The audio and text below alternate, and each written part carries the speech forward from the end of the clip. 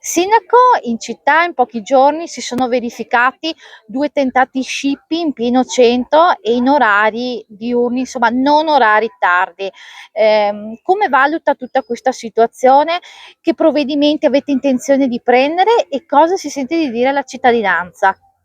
Beh, è una situazione che non va sottovalutata, ci sono questi ragazzi che invece di fare cose positive si mettono a rompere le scatole alla gente, a fare questi tentativi di scippi. Abbiamo parlato con le forze dell'ordine, abbiamo deciso di applicare una tolleranza zero, devono essere assolutamente individuati e devono essere puniti in maniera severa, perché ritengo che questi non sono fatti da sottovalutare, non si può dire sono ragazzate d'altro, sono cose che non vogliamo succedano e prima che le cose peggiorino vanno prese delle soluzioni risolutive anche al problema.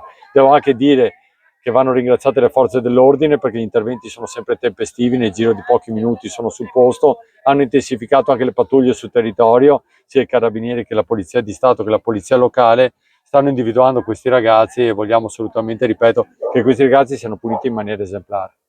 Alla cittadinanza cosa si sente di dire come sindaco? Abbiamo visto in queste belle giornate, oggi è iniziata la primavera, ci sono tantissime persone in centro, soprattutto nel fine settimana. Gli dico di continuare a frequentare il più possibile il centro, perché più frequentiamo le aree delle nostre città, più queste persone vengono tenute sotto controllo e più vengono allontanate.